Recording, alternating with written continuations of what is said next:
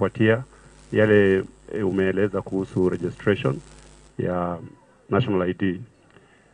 Miaka mbili zilizopita 2023 idadi ya hapa Turkana ambao walipata ID au wali-apply ilikuwa 33,000. Kufuatia mwaka 2024 imepungua hadi 24,000.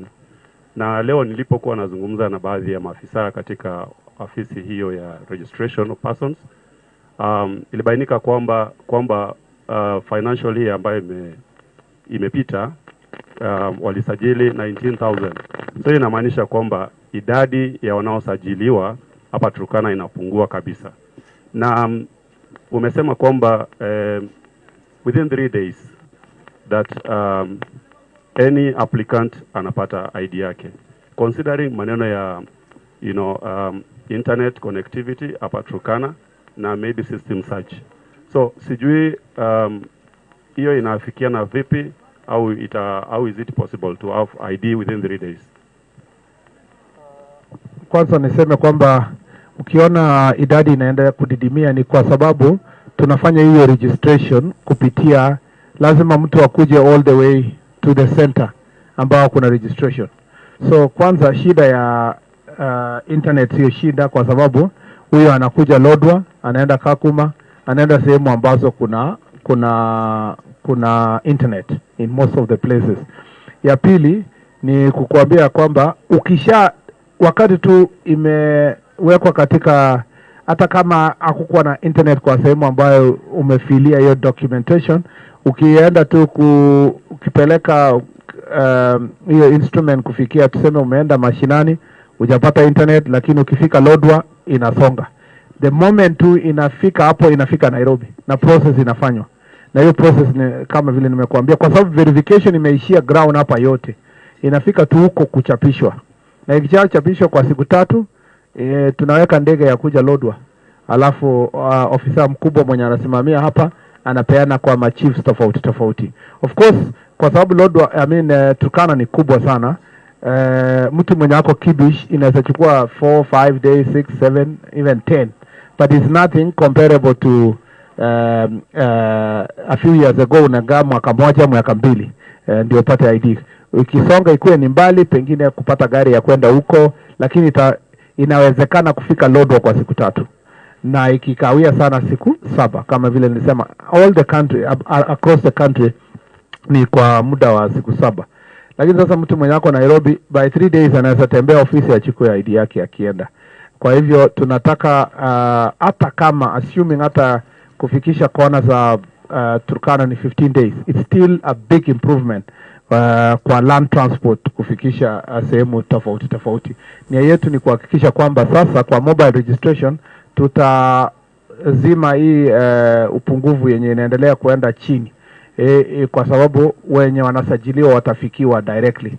Na shida kwa nini unaona registration inaendelea kwenda chini? Kwa sababu ukosefu wa gari ya kuzunguka for mobile registration, na watu pia kukosa hela za kuja all the way to headquarters kufanya registration.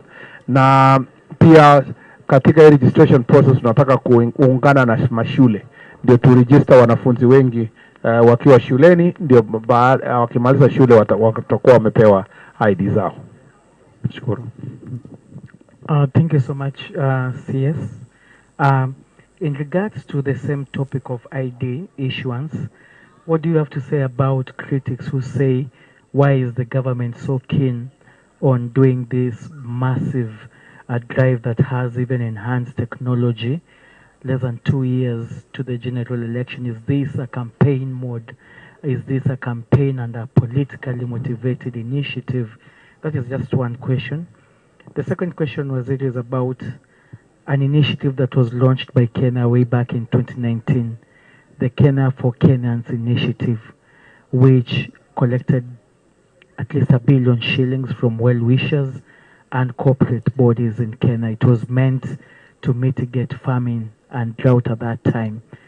But if you go to the areas where this initiative was launched, and if you ask the residents of Turkana County, there is no value for money.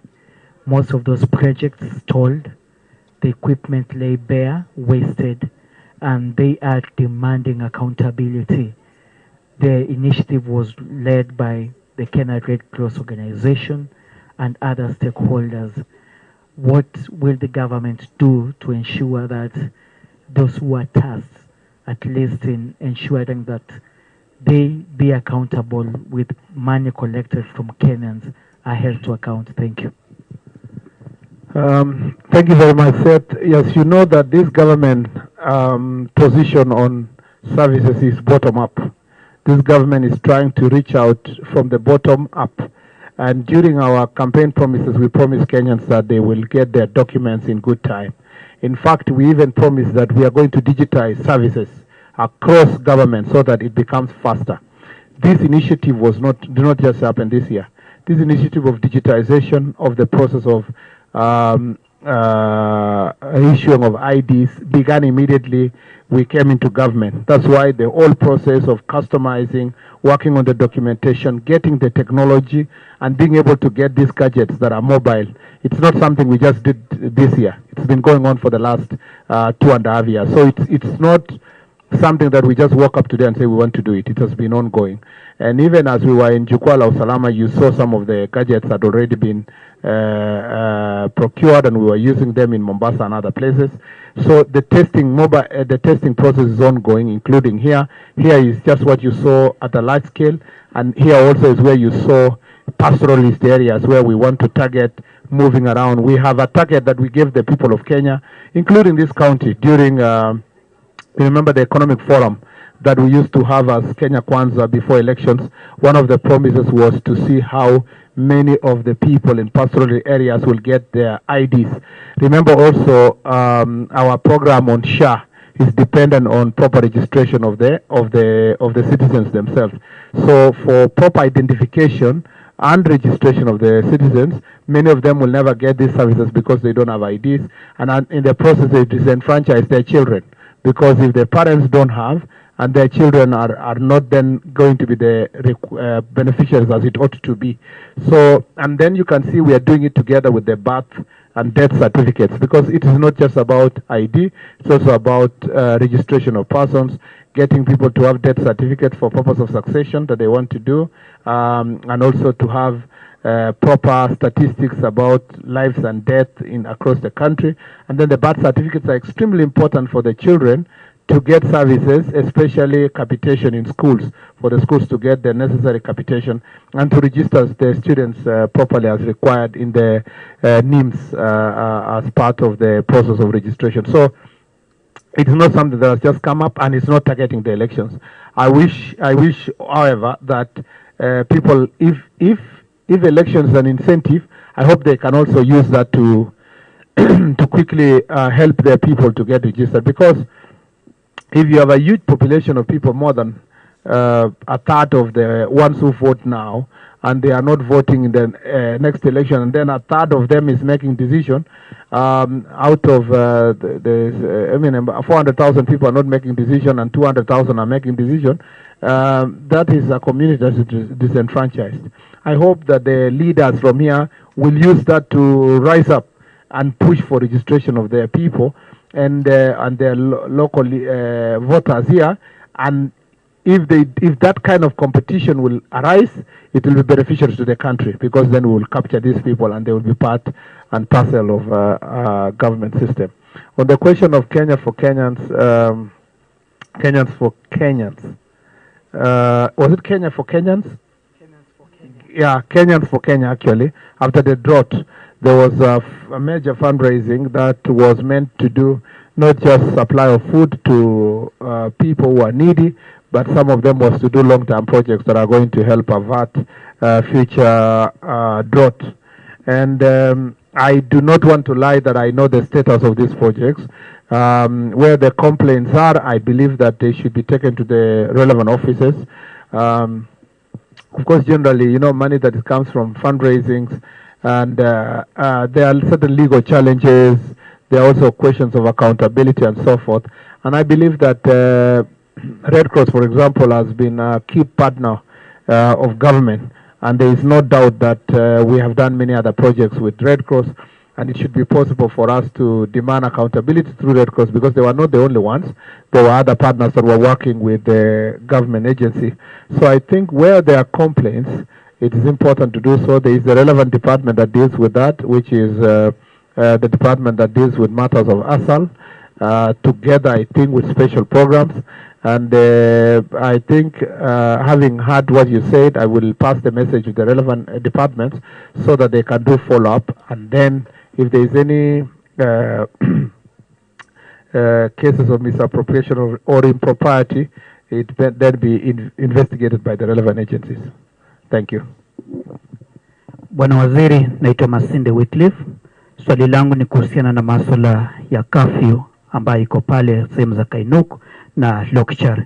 Tumekuwa na tetezi kubwa kutoka kwa hasa na wale ambao wanafanya wafanyabiashara, mama mboga ambayo serikali yetu inaunga mkono. Wanasema kwamba hiyo curfew imeleta shida kubwa kwa sababu mboga zao zimekuwa zikiharibika pale. Pili, tumekuwa na shida kwa sababu wakubwa ama VIPs wakikuja wao wanaruhusiwa kupita, ile hali wao wananchi wa kawaida wanazidi kubaki pale mpaka ile masaa ambayo iliwekwa iweze kuachiliwa. Tatu, walikuwa wanasema kwamba kama inawezekana, basi kama magari inaweza fika kama 10 ipewe escort ili waruhusiwe kupita. Je, una maoni gani? Asante. Kwanza katika jukwaa la usalama leo, hiyo ilikuwa ni swala nyeti sana, na niliweza kujibu na ningependa kurudia ya kwamba mambo ya curfew sio tu sehemu hizi za hapa Kainuk ama Aro sub county ama ni kwa hii barabara peke yake. Hii ina cover Kerio Valley mzima, kutoka hapa West Pokot, Elgeyo Marakwet, Baringo, Samburu, si county moja, lakini kwa sababu ya economic importance kwa hii sehemu yote, the busiest road, in this area yote ya Kerio Valley, the busiest road ni ya kutoka Kitale kwenda kukuja hapa Lodwar to Kakuma and beyond. Kusema kweli ni kwamba ni kweli vile wananchi wamesema, na nimewaahidi kwamba tutareview ile masaa. Tuanzie kwanza kutoka pengine tuweke curfew kutoka saa 4 usiku mpaka saa 10 asubuhi, kwa sababu pia curfew imetusaidia sana kupambana na majangili, na inapatia polisi na operation team wakati rahisi kutambua kwamba mtu yeyote mwenye anajaribu kuingia barabara usiku anajulikana kwamba ni mkora. Nilisema kwamba kwa sababu ya faida ambayo curfew imetupatia, hatutaki kusema kwamba tunaondoa tu mara moja hivi kabla tujafanya proper assessment. Kwa hivyo tunasongesha muda saa 4 mpaka saa 10 asubuhi, alafu baadaye tuone review tunaweza ondoa kabisa. Pia umesema kwamba pengine kuna favoritism ile, yani kuna ubaguzi ambayo wakubwa wakikuja wanapewa escort, lakini sasa inategemea ni wakubwa gani, kwa sababu kama ni county commander lazima apewe escort kwa sababu ako kazi yake, bado barabara ni kazi ya kumonitor usiku, na pengine ni necessary. Pengine sometimes also kama ni madaktari wanafanya emergencies, kama ni ambulance lazima itafute njia. Iwezi kuwa kwamba ati ni curfew ni 100% emergency itawachwa. Kama watu wanapelekwa hospitali lazima wapewe escort and so forth. Lakini kwa shughuli za kawaida peke yake, ama hata kama wewe ni kiongozi na ulikuwa unatembea tu safari zako za kawaida, itabidi kwamba kila mmoja lazima afuatilie mambo ile ya curfew, na ni ya maana kuhakikisha kwamba itatupatia utulivu katika sehemu. Lakini nimewaambia watu kwanza tuanzie saa 4 mpaka saa 10 asubuhi. Itaanza kutumika lini bwana waziri? Pengine nikitoka hapa ndio niweze kutia sahihi yale ambayo imesemwa. Lazima yaundwe, yatengenezwe, itiwe sahihi, lakini itakuwa hivi karibuni. Asante. Yeah. Asante sana waziri, awamu ni yangu. Kwanza swali ambalo ulizungumzia leo, swala la Shirika plan. Shirika plan issue as dominated forums, different forums in Turkana County. Leaders speaking their way, community also, showing concern over it. Today, during a public media presser, you spoke about it, in depth, and you said that the government decided to roll out the Shirika plan, and also giving room for community engagement going forward. So, and again, the community will really want to know what does the, community participation mean, a later community participation mean. Are there representatives?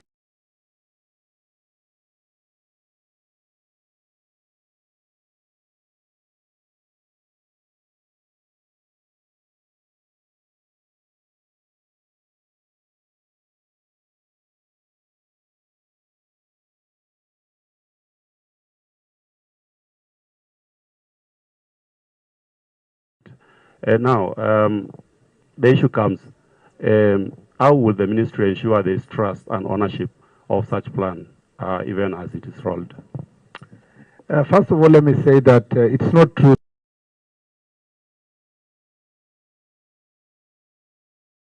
In regard to a new plan, it was initially called Marshall Plan, then it was changed to Shirika Plan. There were many public participation sessions involving local leaders, community in Kakuma, the refugees, the local community. And Shirika Plan is not a foreign plan and is not a national plan, in the sense that it's not something that was taught in an office. Shirika Plan is a response to the complaints of local Turkanas in Turkana itself, saying that the people in the refugee camp are being treated better than the citizens in the local. And their main complaint is that if you look at service delivery, because of the funding that is being given by development partners to the refugees, the argument is that these development funds are making a difference within the camp. While when you go a few meters outside the camp, you will find that people don't have good schools. In the camp, there are good schools. That there is no good health facilities. In the camp, there are good health facilities. There are no roads outside. There are good roads inside.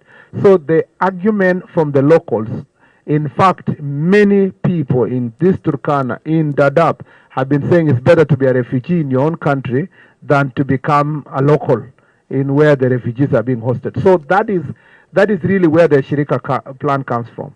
And this plan is a Kenyan plan. It's not a foreign plan.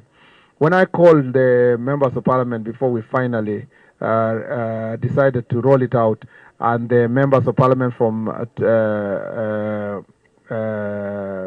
Garissa and Turkana, I told them change the document the way you wish, give as many as the much that your citizens want, and they gave many of their views, and a lot of those views were reduced. The document initially was, I don't know how many pages, but we reduced it to a smaller, leaner, straightforward document. And why I told you that it can now be implemented as you revise is because it is not a law, it's not a policy, it's not casted in stone, it's a plan. And since it's a plan of Kenyan plan. So if something changes on the way, we should be able to incorporate as we progress. And why I needed this plan to, and why we needed, and as government we wanted to progress this plan, is that there were so many development partners who were saying we are accusing them of developing the camps and not the locals, and they were saying they are willing to put money in changing the lives of the locals. They're willing to work with the government to for us to play our part. They play their part so that we have a development of both the local and the camp itself. And so we're asking ourselves, is it better to look for a perfect plan so that you can get clear commitment, or is better to have a plan that even if it's not 100% perfect, it can be amended, but now our development partners will not have an excuse to say that because we don't have a plan, they cannot invest in an integrated system. When we say integration, many people misunderstand integration to think that those people are going to be Kenyans, they are now going to be made citizens, and therefore they will have political plans to or things to do within Kenya. No, integration here means that you make sure that the services within the community and the refugee camp are the same, and that they can trade among each other. They can go to each other's schools. They can do they can share health facilities, and that the health facilities in the ecosystem are the same and well developed. If it's about roads, the whole area is developed. If it's about banking, that these people can access banking, they can do business, and the locals can benefit from the resources that are within the camp, because business is being done by the refugees based on the certification of the documents they have, bank accounts and so forth. So all these conversation can then be perfected as you progress. Unfortunately, you see, most of the conversation that you hear is just propaganda. When you ask someone, which section of Shirika plan is what you are saying, they tell you, I don't even know because I was not consulted. But if you ask them, did you come for the public participation 3-4 years ago? They say, yeah, we were there, but so the thing is, a lot of consultation has happened, but we must be careful as a country not to become a country of consultation. You know, you can consult for 10 years and then fail to help so many citizens who are suffering. It's important, don't look for perfection. Look for a working plan as you perfect the plan as you move forward. At what stage are we now, Waziri? And also, who are part of this, especially, do we have a local representation? Or the Department of Refugee Services is a national government institution, and it's working with everybody. You don't need to have you don't need to be a Turkana to benefit from the Department of Refugee Affairs, even though some Turkanas are employed there. What is important is that the plan is mandatory to work with the county government of Turkana, and it is mandatory to work with the leadership of Turkana. The same with the leadership of Dadaab. The same with the leadership of urban areas where refugees are, like Nakuru, like Uasin Gishu, and like Nairobi, and Mombasa, where we have a number of urban refugees. So it's mandatory for the county government, and it's recognized by the document that you must work with the county government. So yes, where we are now at the stage where we are engaging development partners, and we need to upscale that engagement to see that their commitment to put in resources for integrated development is realistic. So in short, you are saying, Waziri, there is no representation from the county in that body that is already mandated. There is no body. There is no body. Yes. The plan recognizes county government as part and parcel of the implementation. There is no other body established anywhere. Okay. It is just the ministry under its own Department of Refugee Affairs and the various stakeholders, which is county government, development partners, county assembly is also a stakeholder, local communities are stakeholder. There are so many stakeholders in the plan. Okay, I will ask more on the same plate. Yeah. Okay. Labda tu bwana waziri kwa ufupi maybe what we should do also, and I'm not so sure if we're done so, is to we should post the Shirika plan in our website, so that then when we are also engaging as part of access to information by the people of Kenya, I'll instruct the ministry tomorrow to put the Shirika plan in the website so that people can access, and then it will demystify some of the untruths about the plan. Bwana waziri, kwa haraka tulikuwa na swali kuhusiana na hiyo ushirika plan. Umesema kwamba tulikuwa na public participation. Yes. Na baadhi ya viongozi wamesikika kutoka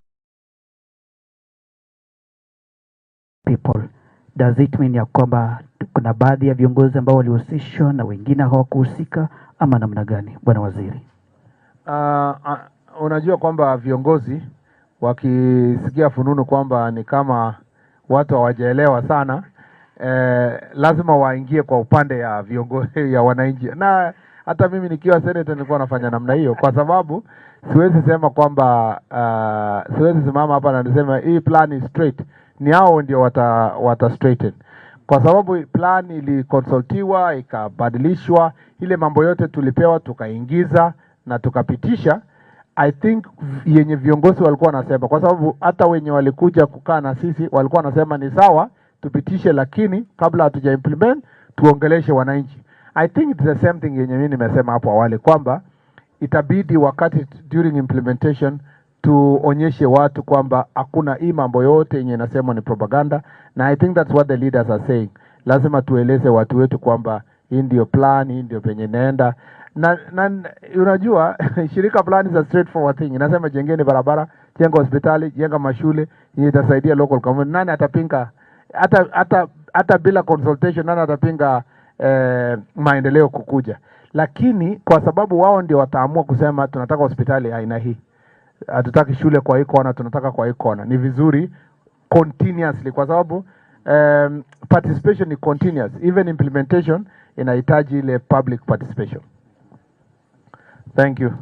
Waziri, unapozungumzia kuhusu that refugees na Turkana on the integration aspect, you know already the issue is the refugee are already, you know, wamepata usaidizi zaidi kwa ajili ya hizo mashirika, wako already skilled katika nyanja mbalimbali, and the Turkana community, because of marginalization, utapata just a small fraction of this of the community members wana uwezo hata ya kutengeneza stima, ya kuconnect stima. And when we are talking about integration and you know, integrating these people into the community and for us sharing services, inamaanisha kwamba there's already and you know, hakuna usawa. So how will the government ensure that there is this balance when it comes to implementation of the plan? The Turkana community is less empowered because the empowerment is more inside the camp. So really, the people who should be complaining is the refugees, to say, if you open these opportunities for to empower the locals like ourselves, they will create competition for opportunities that are within the camp. You see, remember that one of the complaints around the local community is that we are not getting enough business here, we are not accessing the schools, we are not accessing the hospitals. It's not the other way around. If there was someone to complain, it would have been the people living in the refugee camp. But then you need also to appreciate that this is the host community. These are people who have hosted you, and we need to develop them. Integration here means doesn't mean that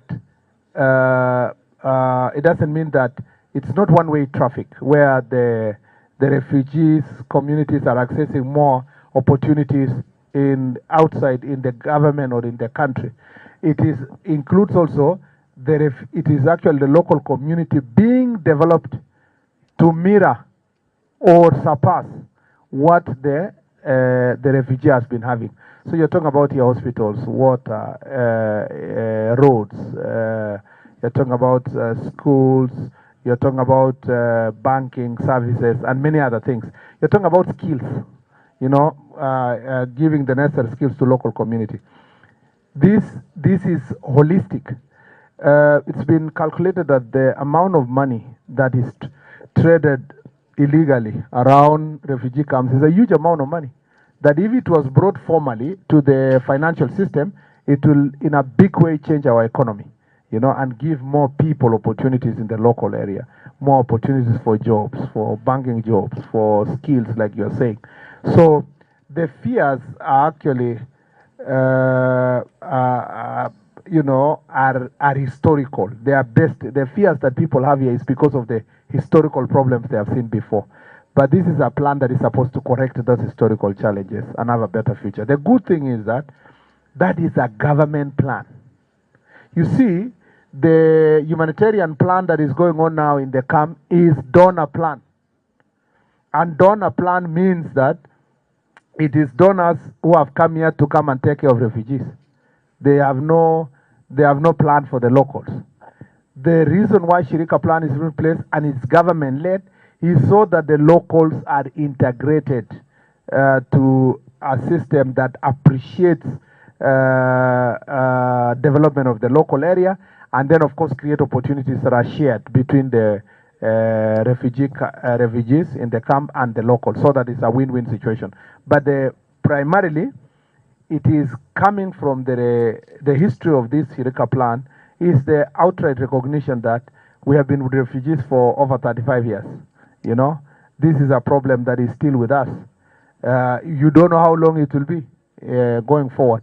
You better make hay, yeah, now when it's still possible. When the humanitarian support in the world is dwindling, you know, countries, as you saw, the USAID and many others, countries and democracies and governments from the traditional development partners are looking inwards. People are going back to buying arms to protect themselves.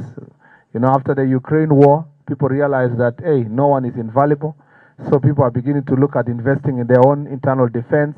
There are people are investing in their education, investing in their own issues. So the amount of resources that was being given to support humanitarian issues globally is dwindling.